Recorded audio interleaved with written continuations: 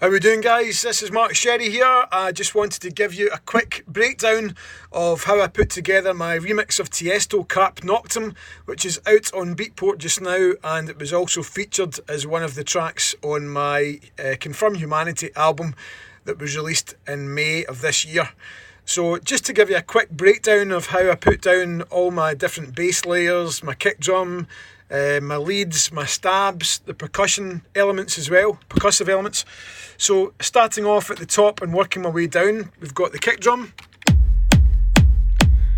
Nice and fat kick drum with quite a lot of low end, and I've got some rolling sampled stabs that I use to make a rolling bass line, like a 16th bass line here as well.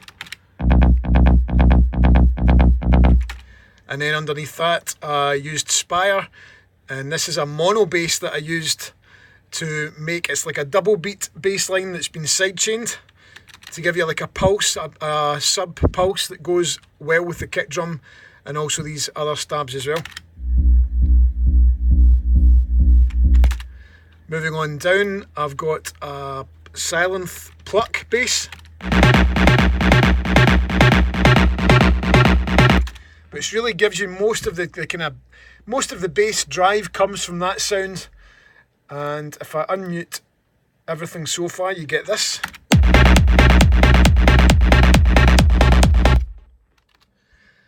Moving on further down, I've got another bass line from Spire, which is like another, like a kind of sigh type bass line. It's had the bass, all the bass frequencies completely EQ'd off of it, so it's very, very much in the upper range. So it just gives you a nice kind of fizz on the top end.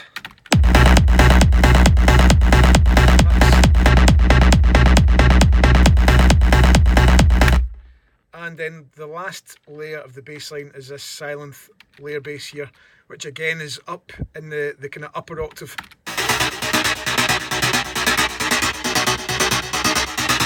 Just gives you another nice fizz on the top end as well.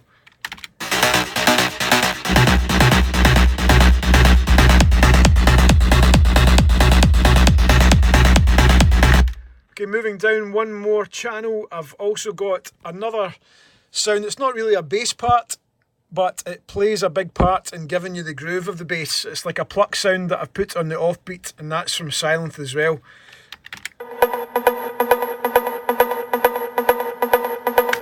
If you add that into everything else as well, it just gives you a really nice pulse effect.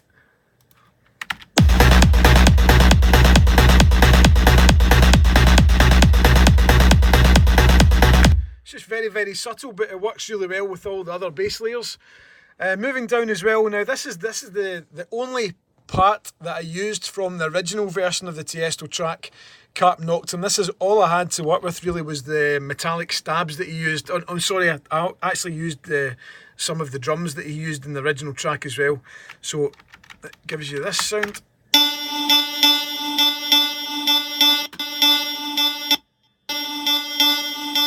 It's a nice and techy sound, and again that all fits in really well with all the bass parts and the kick drum.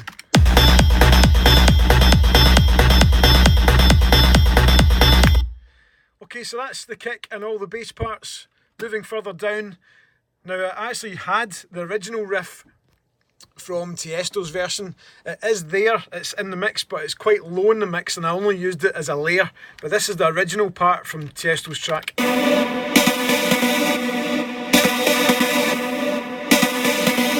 So obviously I wanted to make it a bit more modern sounding, make it sound bigger, just to give it a really nice, big, like polished, modern sound.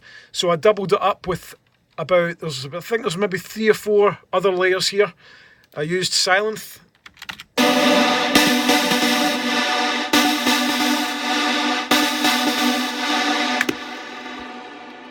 And I used some automation to get the reverb pulsing with that as well, to make it a bit more like the original part. And then another layer's down here. And this one. And this one. So the bottom one's panned to the left slightly, and it's just in the kind of top end of the track, top end of the frequencies. So if you bring them all in together, you get this.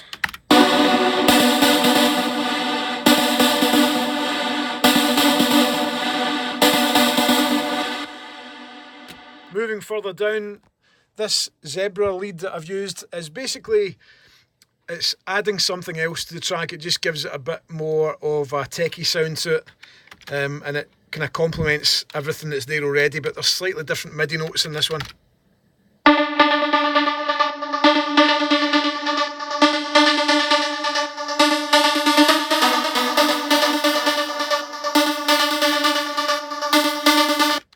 So that's that part, and then there's one other sound at the bottom here.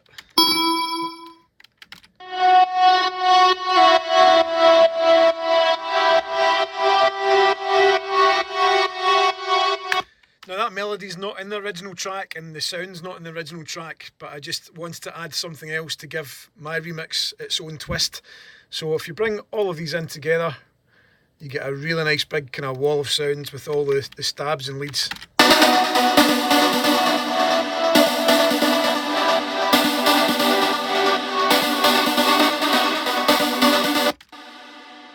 Sounds quite cool, and then if you bring it all in together, you get this.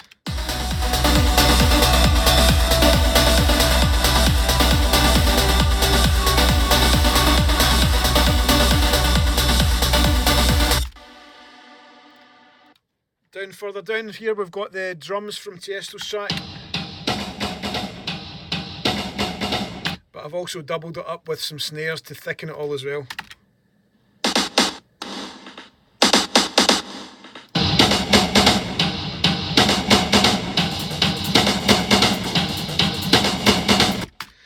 And then lastly, down the bottom, if we go into the perc group, you can see all the different layers of percussion that I've got on in the track. Now it's so important. I've said it so many times. Percussion is so important.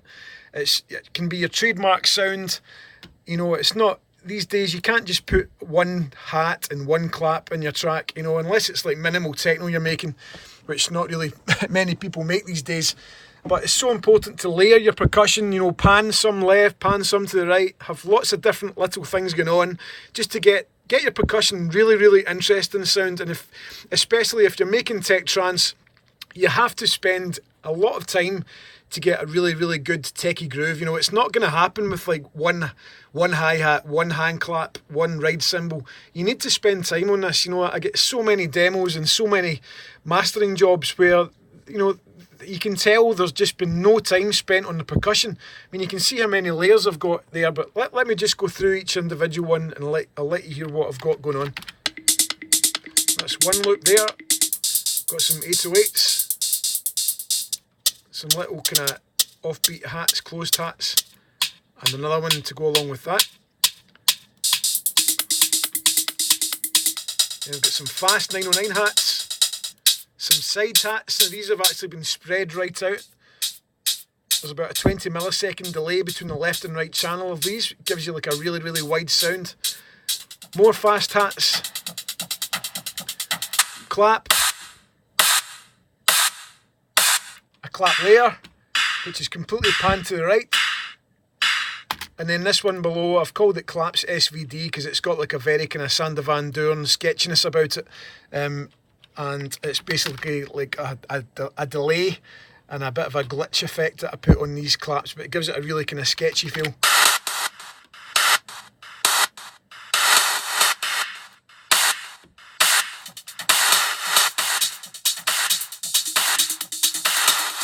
But every single part that's playing there has got a job to do. You know, there's nothing clashing, there's nothing interfering. Everything's really tight. Everything's got its place in the groove, and that's what makes it all work together. Some nice 909 open hats. I've got some offbeat snares. Got some rides. Now these are kind of more like 808 rides, and then I've got big 909 rides here.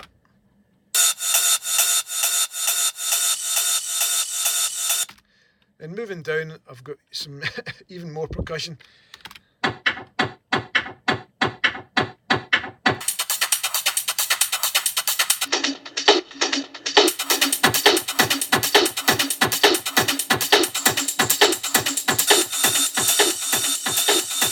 bringing it all in together.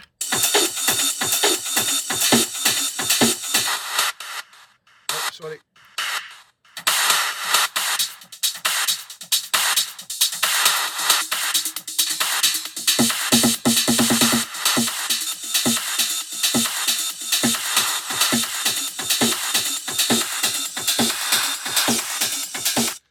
So you can hear the amount of detail I've put into my percussion, but I can't stress enough how important I think it is to have, you know, as much detail in your percussion, because it really does make the track sound cool, and just gives you lots of energy and lots of just makes it more kind of fleshed out. You know, there's a real story to tell with the percussion there. So everything in together, it sounds like this.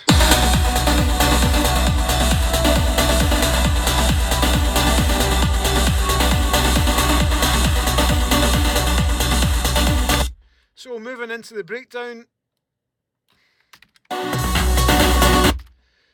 kind of the same story of, you know, I've got everything that's playing up to the breakdown is basically in the track, in the breakdown as well. So there's maybe a few more extra layers to get the big lead sound that I've used.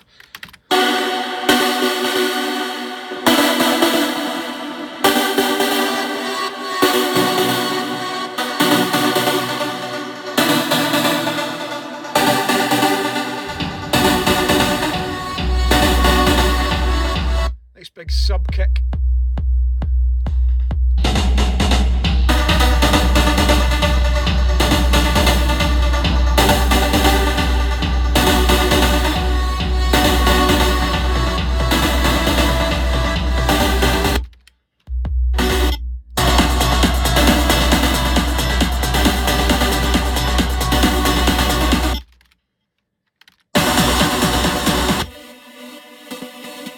Some of the lead layers, I've obviously done a lot of processing on them with reverbs and delays to get like a big, really big intense build up.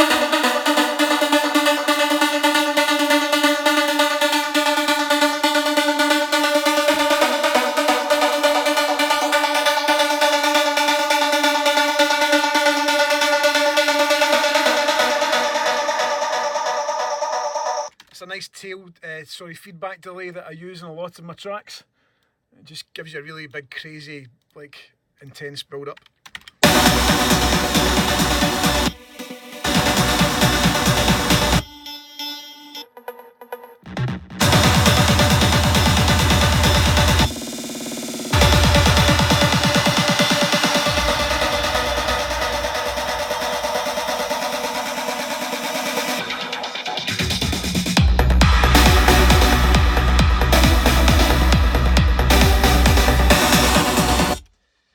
Guys, that's it. If you've got any more questions about the track, please drop them into the comments on YouTube and I'll try and answer as many as I can.